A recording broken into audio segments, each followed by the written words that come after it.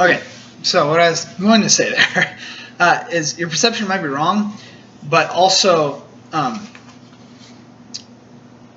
you won't have any, like I said earlier, beef, no meat on the bones. You need to have working under your own perception all the time is not a fish. It doesn't work out.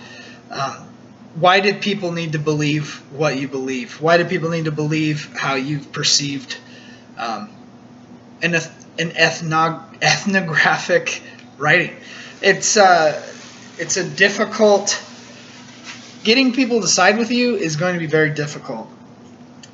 From the legal perspective, it's the same reason why you can't just treat someone in therapy without knowing or having a reason that's wrong with them. It makes much more sense to you to continually treat these people. Problem is, their insurance isn't going to cover things if you have no reason to keep treating them. It's a falsity in the logic, but the problem is, what if you're wrong in the first place and you're treating these people by hurting them? That's just an end point. Really, with the book overall, I didn't enjoy it. I thought the storyline was very solid. I think the conclusion is lacking. The fact that he intentionally points out that he doesn't leave a method section bothered me. The appendix was a very eye-opening section of the book.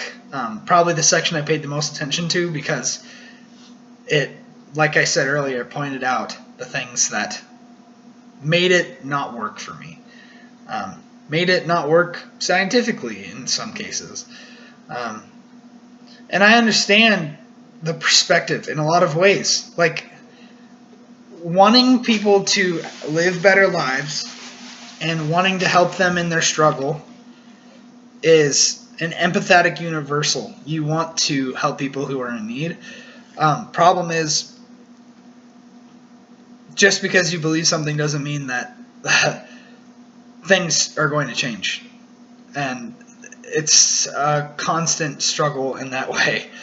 That's why there's so many activist groups that do not do anything, and there's so many activist groups that freak people out a lot more than they actually help. Because, your thought is probably right, but you haven't given us enough proof to really back it up. So, I'll wrap this up. I don't like that it got split into 2 videos, but they finally got home, and so now I'm back to my house. So, woohoo!